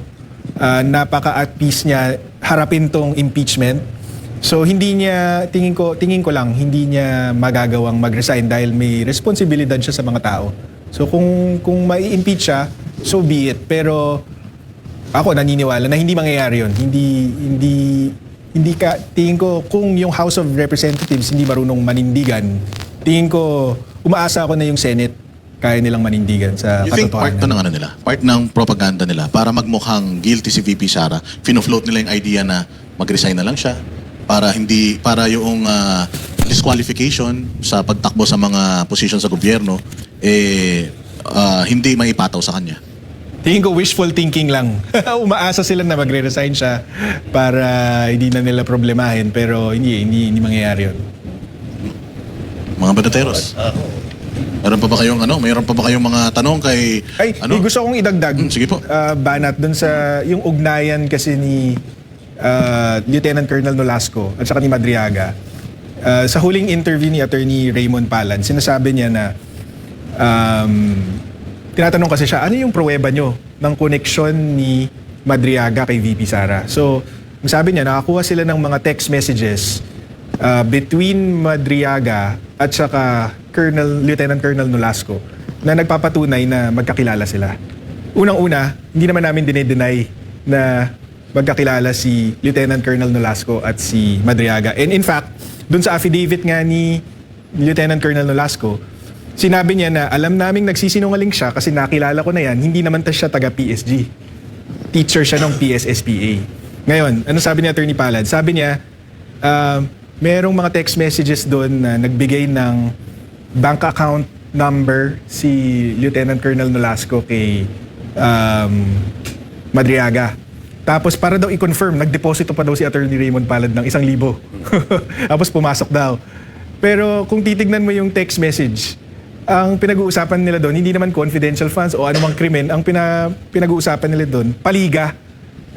Kasi sabi ni Madriaga, magsusponsor daw siya ng uniforme nitong sila Nolasco. Kaya binigay ni Nolasco yung bank account details niya para i-reimburse siya kasi nauna nang gumastos si Nolasco para doon sa uniform. So pinalalabas ni Madriaga yung bank account para magbigay siya kay Nolasco ng confidential funds? Hindi, para sabihin na, tiga mo may ugnayan kasi ka-text ko yung security officer ng DepEd. Parang ganun lamang. Pero yun nga, doon mismo sa text message na pinakita na lumalabas ngayon sa social media, nakalagay doon kung ano yung purpose para sa basketball uniform. So wala naman syempreng connection yun sa confidential funds. Pero ang pinakamaganda dito, kung ilalabas nila to, maganda yun para sa kampo ni VP Sara kasi yung same text message thread na yun, nandun sa dulo yung text ni Madriaga kay Nolasco na pinapabaliktad siya, magsa-state witness daw siya. So, kinukumpirma, dahil linabas nila itong mga text messages na to, kinukumpirma nila na kay Madriaga galing yung message na yun.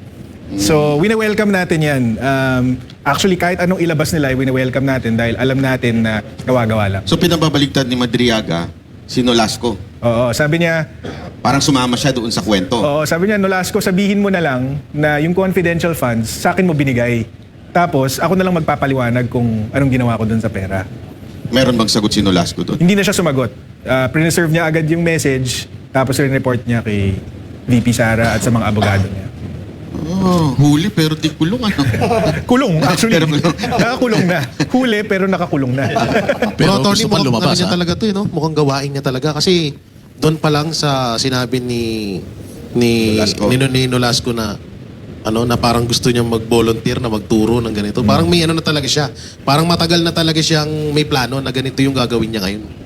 Hindi natin alam, pero parang nga siya, typical scammer, con artist na papapicture dito, tapos papakita niya sa ibang tao, sabihin niya, dikit kami nito. Or magtuturo siya as an outsider sa PSG, papapicture siya sa PSG logo, tapos sabihin niya, taga PSG ako. Mukhang ganun ang estilo nito eh. FLM the second. Napakaganda nitong panayam na to, mga banateros, ha. Parang alam mo dati idol ko si Attorney Sal Panelo, pero mukhang nagbago yung ko ngayon. Parang palagay ko pwede na magpahinga si Attorney Sal, may pumalit na mas magaling pa. Oo. Ito yung friendly na kasing talino ni... Friendly? Bakit? Hindi, kasi si Attorney Sal Panelo, seryoso. Hindi mo masungit, seryoso lang. Ito yung friendly Mga comment nga dito sa YouTube tinatanong si attorney kung single ba siya katulad ni Gocholi. Hindi po. Happily married with 3 kids. Sorry. Mga banateros na nanonood, sorry. Delima, sorry. Ayan, nako, attorney, siguro hihingan ka namin ng iyong panghuling mensahe para sa ating mga tagapanood ngayon dyan sa YouTube at sa Facebook. Maraming salamat sa panonood nyo at maraming salamat sa pagsuporta nyo kay VP Sara at subaybayan nyo lang yung mga mangyayari sa susunod na mga araw dito sa impeachment, pati yung sa mga hakbang ni VP Sara laban dito sa mga taong sumisira sa kanya. Huwag kayong maniniwala basta-basta doon sa mga binabatong alegasyon kay VP Sara dahil pawang kasinungalingan lang lahat yan. Maraming salamat po kay Attorney Salvador Paulo Panelo, ang gwapong-gwapong anak na abogado ni Sal Panelo Sr. Maraming salamat, Banateros. salamat. Yes, Thank magbabalik you. po ang Banateros. Break po muna tayo. At nagbabalik ang programang Vox Populi. Siyempre, kasama pa rin ang Banateros Brothers. Nako, napakaganda noong ating panayam na yan kay Attorney Paulo Panelo. Paulo Panelo. Paulo Panelo na lang. Huwag na yung junior. Pero grabe yung mga yung mga nalaman natin tungkol dito sa kaso na to ni Madriaga. Banat bay. Dito makikita mo talaga na medyo parang may tama ito si si Madriaga. Hindi lang may tama sa utak, may tama rin kay VP Sara eh. Obsessed. Antindi. Ako hindi ko parang aside from tama din naman na con artist, pero yung imagination mo na ikaw sasabihin mo nagtuturo ka, sasabihin mo na ikaw ay malapit kay VP Sara, May topak lang ang Mukha pa lang nito, mukhang abnormal na eh. Oo, alam mo, sino mangusin to eh. Alam mo sino mas abnoy? Ah. O sino mas baliw? Ah. Yung naniniwala dito. Correct, correct. Yun, ang pinaka may tama talaga sa utak. Oo. Hindi kasi yung mga naniniwala dyan, anti-Duterte lang talaga. Oo, nga. Talagang bulag lang. Naghahanap sila ng something na ibabato. So kahit hindi na, alam mo, hindi credible, ang pangit ng testimony, paniniwalaan lang nila kasi, galit lang sila kay Duterte. Alam mo yung mukha, oh. Alam mo, nakakainis eh. Alam mo, oh. At dito natin, alam natin yung mga binabato ng kabila, no? Kay VP Sara Duterte. Kung makikinig ka doon at napaniwala ka, talagang tanga ka. Pero yung narinig natin kay Atty. Paulo, napakaliwanag na ginagawa talaga nilang paraan para tanggalin sa picture si VP Sara Duterte. Para wala silang kalaban sa 2028. Pero na-observe ko lang, papangit talaga ng mga anti-Duterte, no? Oo. Oh, yung nakaraan lang, yung isa, yung gusto pa ng debate. Yung Lovely ang pangalan, pero hindi Ay, naman makakaliwa siya mukhang na. Lovely. Hindi ko masyadong pinupush yun. Parang nasusuka ako. Nahirita ako. Alam mo, pangit naman ako, pero sobrang lala naman nun. Yun talagang, kasi nakakahiyang manlait eh. Ng pangit na isang tao kung pangit ka naman. Pero yung sa kanya kasi sagad eh. Sobrang pangit. Mas pangit siya. Oo, Yan ang problema eh. Sobrang sagad. Hindi lang pangit. Ang pangit pa ng ugali, ang pangit pa ng logic niya. Yung, alam mo, pag pangit ka na nga, talinuhan mo naman. Hindi, ang mali sa kanya, sir, nasobrahan kasi siya sa filter doon sa niya, sa Facebook niya. Kaya paglabas niya, nagulantang tayong lahat na, uy, ito pala yung totoong mukha nito. Hindi kami nagulat. Ikaw lang. Ayun. Kasi hindi ko siya nakikita eh. Kagandahan ka nung una, no? Hindi naman. Kaya sabi ko, Mukha kang eh. Ano ba type mo? Taga eh. De, tsaka lahat ng mga anti-Duterte, tumutugma sa mukha nila. Kung ano yung mukha, katod niya nila Torre. Tingnan mo si Torre, ang itim din ng budi, itim din, di ba? Si Granada. Pero magaling mag-English. Pero Ilan? magaling yung accent pala. Magaling mag-accent pero kakapanood British. ng yan? Kakapanood ng Peppa Pig. Bagsak sa kasi. Oo, kasi yung Jensan, part pala ng Davao Region. So, wala. Oh, kamusta man yung kamusta man yung natin, kuya, yung kahulinan nyo, sa lokal nyo. Kamusta yung kahulinan nyo? Sa lokal nyo. Ha? Kahulinan, kamusta? Okay naman. Malaki yan, Normal naman. Normal na sa inyo? Oo, idol ko si Marcos eh. Hindi. Yung problema na yan kasi 'di ba? Ito si Madriaga, Congress, ang dami ng nangyayari sa bayang Pilipinas, nagkakagera na. Yung mga kababayan natin sa abroad, hindi pa lahat nakakabalik dito. Wala tayong food security. Napakamahal ng presyo ng gasolina, diesel. Magkano ng litro ng diesel? 120. Oh, 130 daw 'yan. Oo, so alam natin na magsusunod ang piso bagsak na, pinakamataas na sa kasaysayan, pinakamababa pa lang halaga ng piso at $60 and 15 cents. Mali pala, 60 pesos and 15 centavos per $1. So ito pa rin ang inaatupag ng mga mambabatas natin. Imbis na sana, gumagawa na sila ng paraan kung papaano paplanuhin pa yung mga susunod na panahon. Kasi matagal ito, itong gera na ito, mga bossing. Kaya nga, Boss Dada, sa tingin ko, baka mamatay ito si Madriaga. Grabe. Hindi, delikado. Kasi kailangan nilang pagtakpan yung balita eh. So, una, yon, pantakip balita ito si Madriaga. Pangalawa, maituturo nito yung handler. Yun yung sinabi ni attorney na hulog to ng Diyos dahil ito ang susi para makuha na natin yung talagang sino naglalako. Alam naman natin sino naglalako ng mga ebidensyang ganyan kung kaninong politiko. So maituturo niya pa. Tapos mapapagbintangan pa si BP Sara. Kaya pag tiningnan mo kahit saang banda, napakadelikado ng buhay ni Madriaga. Pantakip balita, pwedeng isisi kay Sara at maituturo pa yung mastermind. Tatlo yan. Delikado siya. Buti na rin, na-preempt nyo yan. Buti na, tanong nyo rin yan. And sabi nga ni Atty. Paulo Panelo, na rin yan, ine-expect na rin nila or hindi malayong mangyari yan. O dahil sa sobrang demonyo itong nasa ngayon, na nagpapatakbo nito, kung sino man ang gumagamit dito sa ungas na ito. Di ba pwedeng mangyari yan? O, Pero alam mo, ganito katanga yung mga dilaw at saka pink at saka yung mga loyalista. Pag kunwari lang may nangyari dito, ang pagbibintangan pa rin nila si BP Sara. Kahit nasa loob ng kulungan. Nasa loob ng custody ng gobyerno. Pero ang may kasalanan si BP Sara. Di ba nung nakaraan nga, nung nagsampan ng kaso si BP Sara, kinabukasan may balita na sasaksakin daw yan si Madriaga sa loob ng kulungan. sasaksakan ng tanga. Lumabas lang yung balita na yon after nilang mag-file ng perjury. So yung timing talaga, Timing nga. matindi. Kaya nga yung tanong ko kanina kay attorney, baka mamaya, sa sobrang obsessed nung humahawak dyan, patayin yan, tapos ibintang na naman kay BP Sara. At alam nyo kung bakit? Alam ko kikwento ko sa inyo. Pero sa vlog ko na lang. Ayun Bye, lang. patay. Tayo dyan. Yung naratibo, alam mo, ang habol nila dito yung naratibo eh. Kasi alam naman ng Congress na hindi sila mananalo sa impeachment. Ang habol nila dyan, paharapin si BP Sara para babuyin. At isa sa posibleng pwede nilang mababoy si BP Sara pag namatay si Madriaga. Dahil ibibintang eh. Yes. Ha? Kasi ano yung lumang nagtugil na yun, wala nang maniniwalagan, di ba? Meron. Ano? Australianis. yung mga dilaw. Di ba? Wala maniniwalagan. Ano kaya eh. Kapalim ko ngayon, ay maniniwala ko, kailan ako sa magnilaga, di ba? Kaya dito Pero sa ano, kakatayin ni Sara, ano ko yan?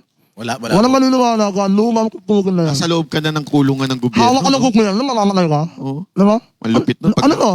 Ano kami, grade 1?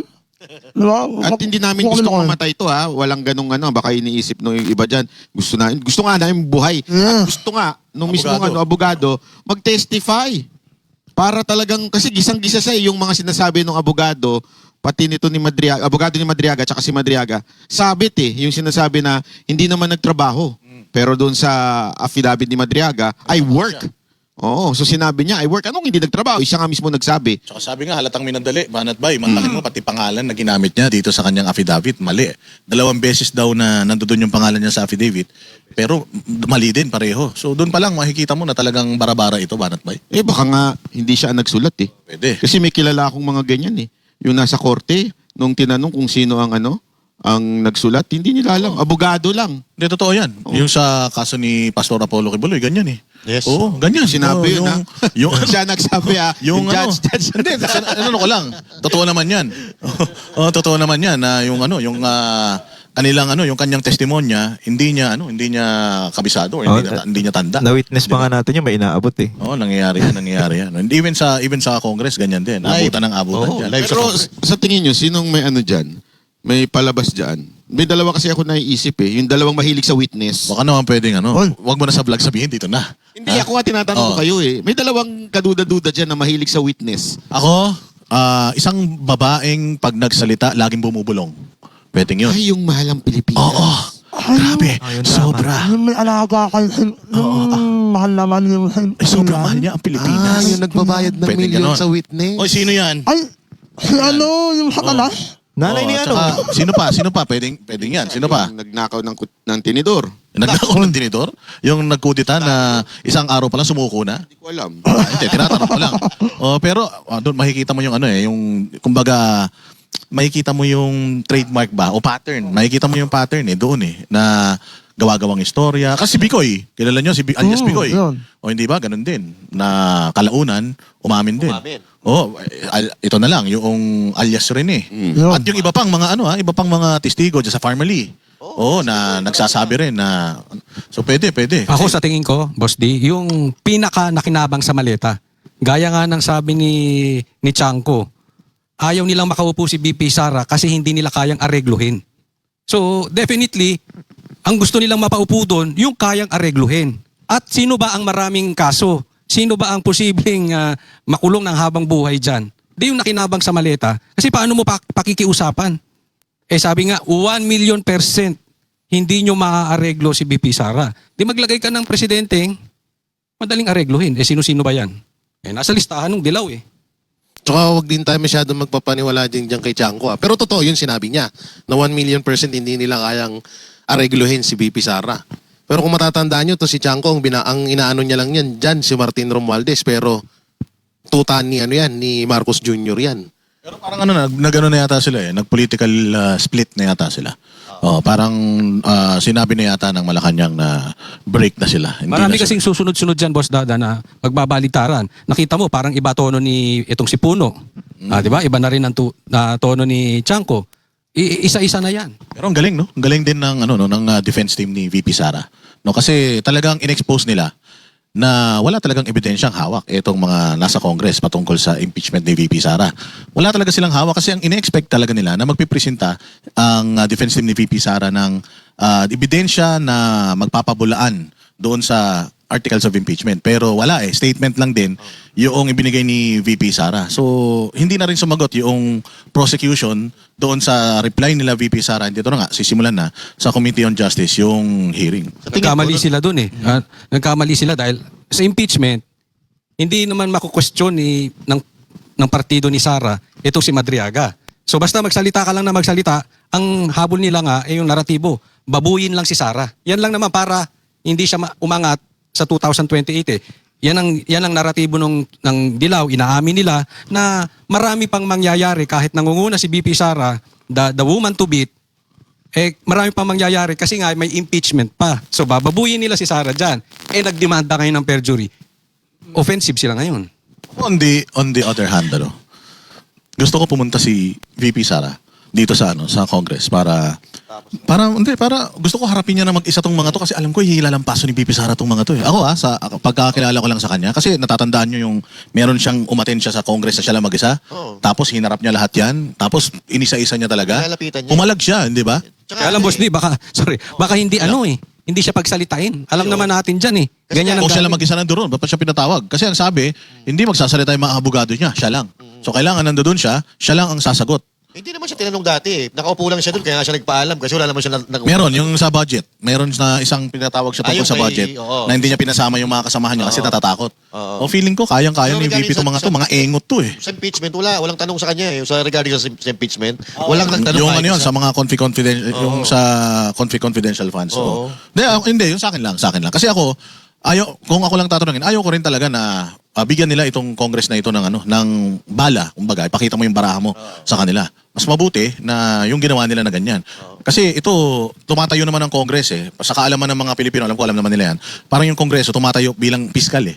Sila yung nag-examine kung tatayo ba ito sa impeachment court, which is yung Senado. So para sa akin, mas okay talaga na sa Senado na. Hindi lang natin sure kung lulusot ito sa Congress. Although, ako tanggap ko na sa sarili ko na lulusot talaga ito sa Sa Congress Congress. lulusot yan. Kasi, pero alalahanin din natin na bali-balita ngayon, medyo may mga tumatagilid Meron na, na. katulad ni Puno, di ba? Pero Siguro, Judea, 58 na, 50 plus na yung bumoto eh. Kailangan lang yata nila ng 100 plus. Konti na lang. So, kalahati na lang yung kailangan nila para ma-impeach yung VP Sara dito. pero hindi nakatulad nung dati na halos Majority. lahat talaga eh, no? Pero ngayon, yung mga gusto maisalba, yung mga karir nila, syempre, medyo, na yan eh, aatras na ng konti yan eh. Kaya, pero hopefully, dito sa Senado, sana, talinuhan nila dito sa Senado. Kasi alam ko dito sa Senado, hindi nababayaran sila eh. Kung may tanong ako. Kunyari, nalampahan ni Ma'am Sara lahat, no? Makukulong ba itong mga bumoto na, no? Pagka siya na Hindi, presidente. bumoto ng Bumoto. Makukulong itong mga congressman. Depende kung nagnakaw yung mga yan. Pag obvious naman napatunayan na nagnakaw. obvious naman, oo. Pag napatunayan na nagnakaw yung mga yan. Sa VP, sa Hindi rin, actually, kung magtatrabaho ng mahusay ang ombudsman, Oo. kasuhan lahat ng mga yan kung talagang nagnakaw or nakatanggap ng maleta yan. kaso ngayon, O, di ba? Yun ang question. Makukulong ba kung maayos, tama ang proseso? Pero ako, umaasa ako makukulong. Nararamdaman ko. Kasi, Pero tinan nyo Bonateros, yung mali-malitang pera na yan, hindi naman yung, ewan ko lang pero palagay ko, hindi yung 300 na congressman na yan nakatanggap. So kung ikaw hindi ka nakatanggap, tapos pipirma ka. Yung mga nakatanggap, sarap buhay. Tapos Rules, lugi. Lugi ka. Lugi ka. Kaya Oo. kayo makikita mo ngayon, nagsisigawan na sila sa Kongreso, di ba? Palagay ko wala namang pipirmang hindi nakatanggap. Sinabi na rin ni Chanco yan eh. Yung mga pumirma, tumanggap din eh. Tsaka nagkukumahog na sila mga partner. Kasi once na si VP Sara, manalo talaga na, sure naman tayo, pag hindi nila na-impeach yan, sure na panalo na yan. So this time, nagkukumahog na sila na talagang dapat i-impeach to. Kaya nga sabi ni Luis Tro na kahit na mag-resign ka, tutuloy namin yung impeachment kasi ayaw talaga nilang manalo sa 2028. Kasi sigurado tayong mapapanagot lahat ng mga kabulastugan itong mga to eh. Pero sa totoo lang, dapat nga itong impeachment na to, hindi natin pinag-uusapan to eh. Balik tayo doon sa testimonya ng 18 matatapang na Marines. Yan ang dapat natin tutukan. At habang tinututukan natin yan, dapat yung grabe ang hirap ng bayang Pilipinas ngayon. Tapos ang presidente natin sinasabi na everything is under control. So, may intel ako dyan. Oy, ano may yan? nadinig ako dyan. Sasabihin mo ba dito yan? O Pwede rin. Pero ako hindi naman ako naniniwala doon sa sinabi sa akin ha. Pero ikwento ko na rin kahit di ako naniniwala. Sige. Kasi sinabi, ito daw si Director Matibag, hindi daw gusto ng mga taga-NBI yung ginagawa nitong direktor. Sa katunayan, 90% daw ng NBI gusto, di umano, yung ginagawa nitong 18 Marines. Nako. Yun sabi ko, hindi totoo yan. Hindi ako naniniwala. Ay, Hindi ako naniniwala. Hindi ka rin naniniwala. Pero, alam mo yung nagsabi sa akin, Batikan eh. Bati ka na, taga-NBI talaga. Maganda ang record bilang abogado eh. NBI, taga-NBI siya. At talagang konektado sa loob. Nako. Pero hindi pa rin ako naniniwala. ka naniniwala Oh, pero naniniwala ka ba na everything is under control? Baka naman meron kang gustong sabihin sa mga kababayan natin kung paano ka nagtitipid. Ikaw ang pinakamatipid sa amin lahat eh. Coach Oli, baka meron kang choice. Parang natawa si, si boss natin Pero baka meron kang tipid tips. Alam mo, advice ko, Oh, yeah. huwag kayong mag-invest. Hindi, kasi iba bibili ng electric na Mga power bank, kotse. ganyan. Electric car. Oh, electric. Dahil titipirin mo, magastos yung kotse mo. Hindi mo alam, milyon. 1 million, 2 million, 3 million yung bibili mong electric. Kung yung ginas mo, baka patay ka na, hindi mo pa nauubos yung 2 million, 3 million sa gasolina. Ibig sabihin, huwag tayong Oo, bukas bibili ako ng BYD.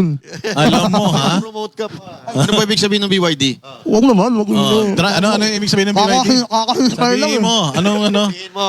Bakla yun na kayo meron. O hindi yun ang gusto namin sabihin. Hindi yun. Hindi. Bakit batiin mo yung mga Bingot. kapitbahay mo? Bakit ayaw niyo Buyot ng bumili? driver. Okay, masaya na. Para masaya. Driver. Masaya kayo ha. Kaya pala ayaw niyo. Harapan ha? Araw-araw. Pero tipid-tipid. Oo, tipid-tipid mga kababayan ha. Grabe, mas matindi pa itong mga kakarapin natin at hindi natin Boss alam. ako nga. Sumakakay ako sa kanya pagpasok nila. Oo nga, nagre-reklamo na nga si Master Judea Ako na reklamo ko ba? Medyo pag namimreno daw siya, nagagalit Oo, ka pa. naman ako ng preno. Nung muna ako, alam niyo may ano lang no. Gumagulun lang. Mamang napukulun na gumagulun na. Pero napansin niyo sa kalsada, ang konti ng sasakyan, tapos ang babagal magpaandar nung... Correct. Sabi ko, kaya mabagal? Pero alam mo, masama dito, palpak itong isang Isang app, yung ride-hailing app. Oo. isang riding Oo, hindi Grab. Grab yan, okay. Kasi dapat, medyo regulated din ng gobyerno. Tama yung sinasabi nung pinaglalaban na dapat 10% lang ang sa mga taxi rider, taxi na motor. Kasi may mga iba, ang laki 30%, maawa naman sila doon sa mga ibang rider. Kasi kawawa, alam mo, ang pangit imaginein mo ang ginagawa ng tao ngayon puro motor na lang. As in, alam naman natin yung crime sa atin hindi din ganun ka-safe. So, mas delikado yung mga kababayan natin pagdating sa pagmumotor. Tapos, ang taas-taas na. Ang hirap na daw kumuha ng Grab ngayon kasi Oo, wala na kasi nagbabiyahe. nag-aano nga daw, tapos ang baba na rin ang kinikita nila. Yung gobyerno natin, mga inutil, kesa na gumawa ng batas, tulad na ibaba yung yung Grab o yung mga angkas o yung mga iba pang mga ibaba sana yung singil Komisyon, nila, komisyon. yung komisyon nila. Ang ginagawa pa, pinag-iisipan pa yung impeachment, di ba? At ang masama pa, magbabakasyon pa sila. May Mag-break recess. na sila May recess. Huwag na sila bumalik. Para okay na sabi yan. ko nga, habang hirap na hirap na yung mga Pilipino paano mag-survive, sila magre-resist pa. Hindi na lang gumawa ng batas para dumali ang buhay ng mga Pilipino. Ito na nga, mapapadali na buhay natin ito. Ayaw niyo pa yan. Totoo ba yun na may pakimkim daw? Well, may mga lumalabas na ganyan. Pero gusto natin kasi, May ebidensya. alam naman na natin yan. May pagsampa ng demanda o ng kaso laban sa mga tumatanggap na yan. Pero kung hanggang puro expose lang, Si ano ba wala yun Si Wala rin. Lian Livista. Oo nga. Yan nga. May nakita ko sa social media ba na nag-grab siya. Nag-grab siya. Nagkarga daw siya ng 1,000. Oo. Tapos nagbiyahe siya 15 hours. Magkano kinita? Tres. Ano Dito po? to. Ano? Ang Ito, may compute kwento siya. rin si Sir Jack. Tres. May kwento rin ako dyan. Walang Yung isang driver, jeepney driver, alam mo ba? Nagpagas daw siya ng 1.6 ng pinagas niya. Ang kinita niya lang 86 pesos. Grabe, 86. Mas mahal ang diesel ngayon. Kaya magpagas ka na lang. Paano yun? Wala kaming wala kaming... Lagyan mo ng gas, yung diesel. Oh, yung diesel, lagyan mong gas, baka Oo, bumili sa para andar nun, tumipid. no? Pero nakakatakot din ngayon sa EDSA. Ang luwag eh. Oo. Parang Yun naman ang pandemic maganda ron. Naging Parang medyo balance Pandemic. rin eh. Ikaw, anong nagpagas ka? Nagpagas ka, nakikisakay ka lang? Nagpagas ako na. Kaya ako sumakay ako eh. Kasi mahal eh. Yung normal na kuntang ko, Parang nagmumura ka, ha? Ano, full tank? ang normal na kuntang ko. Okay. Kala ko nagmumura ka eh. Malabo lang. Okay. Ang normal na kuntang ko, Ano, ulitin mo? ang normal na kuntang ko Okay. is only 3,500 pesos only. Ngayon, nung nakagas ako ng isang araw, 7,500. 7.5. Oo, ginawa ko. Pakamay. Pakamay ako kama to ha. Ang galing mo, ha? Yun ang magandang tipid tips. Oo, Nagpa-full tank siya, pero- tapos nakisakay siya sa iba. Ang galing. Pero nag-aamag naman ako ng pampagas. Magkano? Saka, kwento. Magkano ang bag mo? Ang malak man yun, magkwento. 1,500. Tapos naman na alam mo inagas ko. 2,000 na yun. Malakas, ha? Wala ako. Bale, yung utang ko sa'yo, di ko nababayaran na. Ang masama nito, no, yung pagkawala ng mga traffic ngayon, gawing achievement ng administrasyon. Yun lang yung pwede nilang gamitin Gawin nilang magandang bagay achievement. na nangyayari ngayon. Natin. So, congrats, Ate Claire. Congratulations, pati doon sa Toneladang pansit na niluluto ng mga teacher, ha? Kawawa yung mga teacher, nagkakulani. Imagine mo, haluin mo yung Picture na nun, haluin mo yung pansit sa Tonelada, walang hiya na yan. Tinanggalan nila ng trabaho yung Pero- mga kantin sa school. Pero matindi to, hindi to seryoso to, ha? Magpagaling ka. Iba na ang itsura mo. Iba na rin ang kilos at pananalita mo. Pagaling ka. Kasalanan ni Sandro yan. Sino yun? Ha? Sandro Pempenko. Isipin mo, may sakit na yung tatay mo, pinagtatrabaho mo pa. Dapat naman, nagpahinga na. akuin mo na yun. Kasalanan ni BP Sara yan. Bakit? Lahat kasalanan niya. Sa bagay. Pati tong gera dyan sa Israel, tsaka Iran eh. Ano rin. Baka mamaya pati sa Duterte, isisi yung Gerard. Yan na nga yun talaga yun. Ayun, mga Banateros, maraming salamat sa inyong panonood. Kayo po ay mag-like, mag-share, mag-subscribe sa lahat ng mga Banateros Brothers. Siyempre, Vox Populi at Banateros Facebook page, sa YouTube channel din ng Vox Populi. I-like, i-share po ninyo yung ating mga videos dyan. At mga Banateros, meron pa ba kayong gustong Yung sabihin? account ng yung sa pabango, yung Diamond. Nakalimutan ko. Essential, Diamond Essential. Oy, Diamond Essentials, ha? Ang bango. Oo, ano ba yan? Nakalimutan ni Jay. Ang bango. Tanggalan to ng bawasan na 50 to. Oy, Diamond Essentials. Ang bango niyan. Bango. Oo. Bago pa. Parang mamahalin. Leche Plan Essentials. Ano yun? Supreme. Supreme. Supreme. Oo, sarap. Abangan nyo Grabe, yun, ha? ha? Oo. Oo, nako po. Dito niyan. At saka yung na-block yung kay Jay, wag nyo muna i-message. Facebook ni Jay. Wag ko bakit Facebook lagi page na. natin. Sa live ni Coach. Ano ba ka sa live? Wala ba? Wala ba? Wala Ano yung chismis tayo. Oh, yung mga nag-aabang din ha ng episode ng Banat Bay, Tapang at Malasakit ha. Busy lang si Banat Bay. Actually si VP Sara may time siya, kaya lang si Banat Bay ang wala. Kaya pagka may hindi na busy si Banat Bay, magkakaroon tayo rin ng Nagbigay na ako episode. ng oras. Nagbigay na ng oras. Vice President nag-aagas, ha?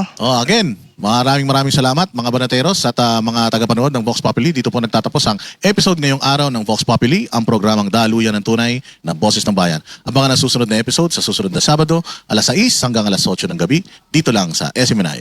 Vox Populi, ang boses ng bayan.